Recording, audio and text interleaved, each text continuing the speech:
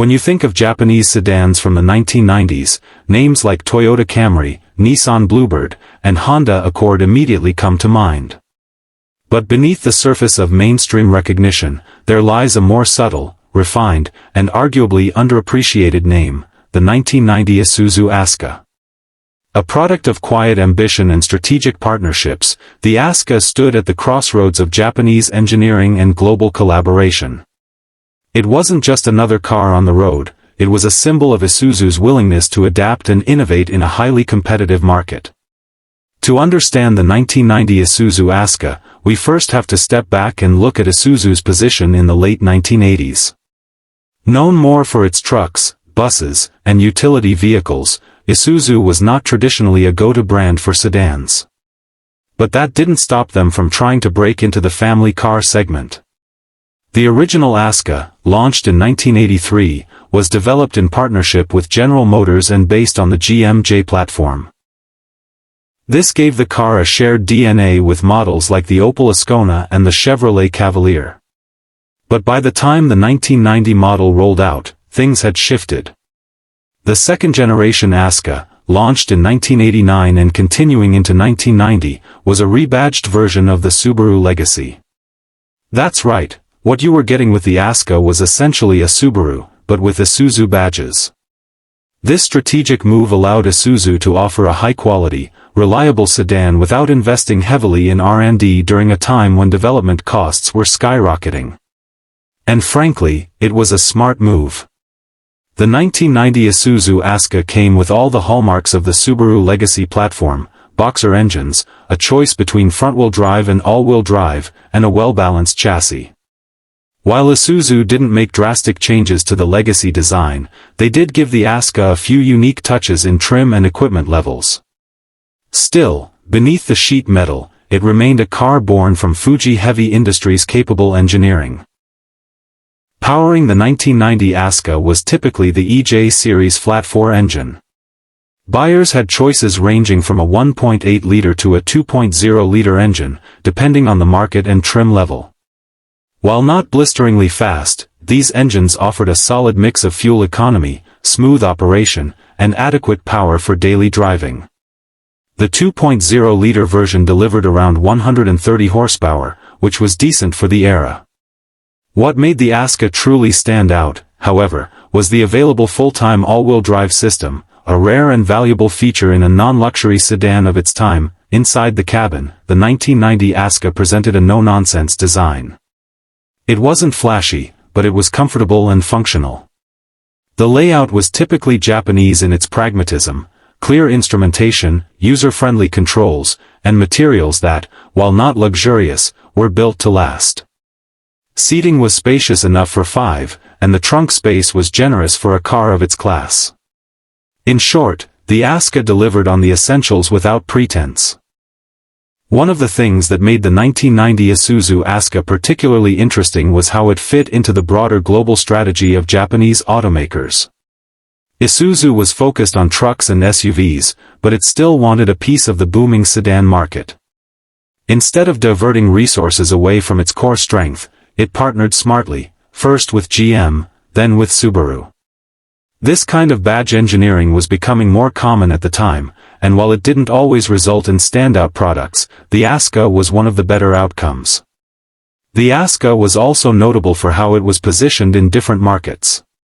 In Japan, it was marketed through Isuzu dealerships and often appealed to buyers looking for something a bit different from the more popular Toyota or Nissan offerings. It was never a volume seller, but it had a niche appeal, especially among those who appreciated Subaru engineering but preferred a different badge or dealer experience. On the road, the 1990 Aska performed admirably.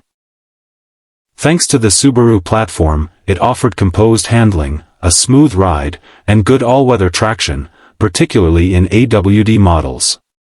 The flat-4 engine gave it a low center of gravity, which translated to stability in corners and reduced body roll. Compared to contemporaries like the Mazda 626 or the Toyota Carina, the Aska held its own, especially when conditions got slippery. From a safety standpoint, the 1990 Aska offered a respectable package for its time. Anti-lock brakes were available on higher trims, and the all-wheel drive system inherently provided better control in adverse conditions. Of course, it didn't have airbags or the kind of crash structure we expect today, but for its era, it was well within the norm. As we dig deeper into the 1990 Isuzu Aska, what becomes clear is that this car is a study in smart compromise. Isuzu knew what it was good at: diesel engines, commercial vehicles, utility-focused platforms. But rather than stretch itself thin to build a sedan from scratch, it looked to partnerships to fill in the gaps. And in doing so, it managed to offer a product that was not only competitive but often quietly superior in ways that mattered. Collectors today might overlook the Aska, and that's understandable. It lacks the performance credentials of a Skyline, the brand prestige of a Lexus, or the quirky charm of a Honda CRX. But what it does offer is a unique snapshot of automotive strategy in the late 20th century. It tells a story of how brands collaborated, how markets evolved, and how engineering could be shared to mutual benefit. The 1990 Aska is also a reminder of just how versatile the Japanese auto industry was during this time. This was an era when manufacturers weren't afraid to take risks, to try new ideas, or to form alliances that crossed traditional boundaries. Isuzu and Subaru may have seemed like strange bedfellows, but the Aska proves that the result could be far more than the sum of its parts. Maintenance and reliability were strong suits for the Aska, another hallmark of Subaru engineering. Owners typically reported few major issues, and the engine and drivetrain were known to be robust if properly maintained. The only recurring criticisms came down to the car's modest power output and relatively conservative styling, but again, those were hardly unique problems among sedans of the time. If you were to drive a 1990 Aska today, you'd find it surprisingly refined.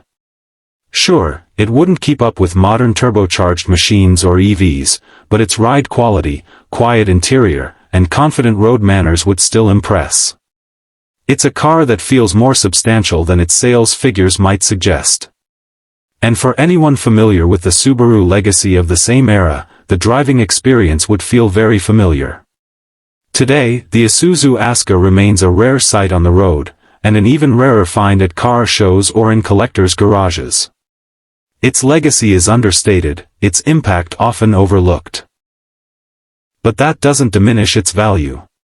For those who appreciate automotive history, who understand the nuance of manufacturer collaborations, and who find charm in vehicles that dared to be different without shouting about it, the 1990 Aska is a hidden gem. In a sea of nostalgia-driven appreciation for the Civics, Supras, and 300ZXs of the world, the Aska stands quietly in the background, solid, dependable, and quietly innovative.